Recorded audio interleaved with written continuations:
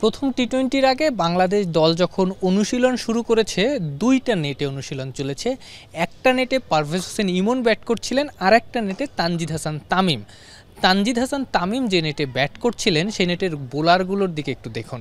তাসকিন আহমেদ, মুস্তাফিজুর রহমান, রিশাদ হুসেইন, নাসুম আহমেদ, মেহেদী হাসান মিরাজ। এই পাঁচজনই কি বাংলাদেশ পাকিস্তান প্রথম টি-20-তে খেলবেন? তাসকিন এবং মুস্তাফিজ এই দলে বাংলাদেশের প্রিমিয়াম ফাস্ট বোলার। তারা টি-20-তে নিয়মিত দলের সঙ্গে থাকেন, ম্যাচ খেলেন।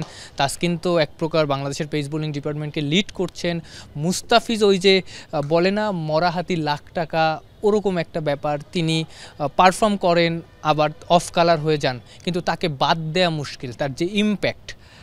পাশাপাশি এই উইকেটে নাসুম আহমেদ বরাবর ভালো করেন। অস্ট্রেলিয়া নিউজিল্যান্ডের অ্যাগেনস্টে 2021-এ বাংলাদেশ যে দুইটা সিরিজ জিতেছিল সেখানে প্রলিফিক পারফরমেন্স কিন্তু নাসুম আহমেদের কাছ থেকে দেখা গেছে। পরবর্তীতে আফগানিস্তানের অ্যাগেনস্টে এই জায়গায়, নিউজিল্যান্ডের অ্যাগেনস্টে 2023-এ।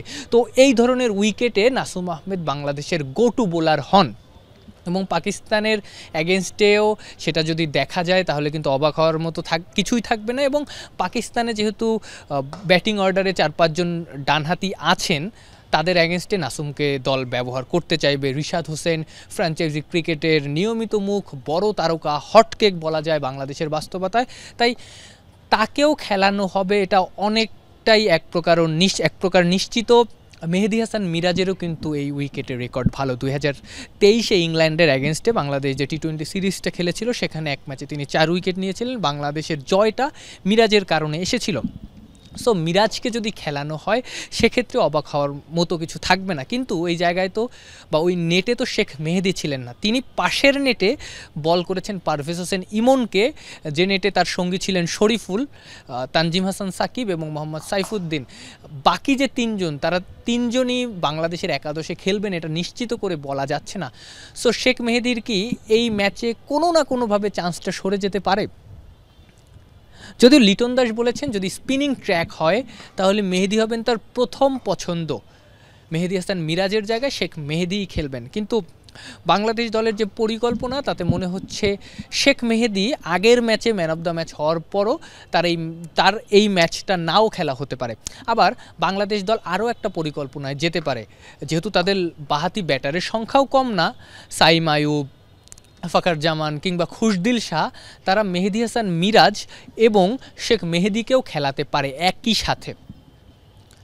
সো সেক্ষেত্রে একাদশটা এমন হতে পারে তানজিদ হাসান তামিম, পারভেজ হোসেন ইমন, লিটন দাস, তাওহিদ হৃদয়, এই চারজন প্রথম চার বাংলাদেশের টপ 4 এক প্রকার ফিক্সড।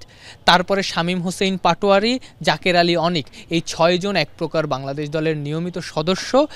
মেহেদী হাসান মিরাজ যদি খেলেন, মিরাজ 7 বা 5 খেলবেন, শেখ মেহেদী 8। এই জায়গাটায় যেহেতু রিশাদ লেগ স্পিনার, ভালো উইকেটে লেগ স্পিনাররা যত ভালো করেন দেখা যায় যে একটু স্পিনিং ট্র্যাকে তারা অত বেশি ভালো করেন না, বা যেটা বলা হয়ে থাকে ভালো উইকেটে লেগ স্পিনার অত বেশি ইফেক্টিভ হন না যতটা না একজন ফিঙ্গার স্পিনার হন। রিশাদকে হয়তো ড্রপ দিতে পারে Bangladesh team management.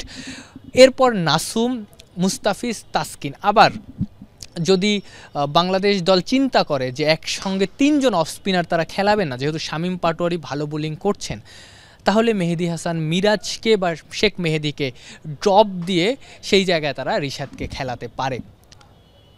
So battlefield ready, Bangladesh দলও প্রস্তুত, শুধু এখন মাঠে নামার অপেক্ষা।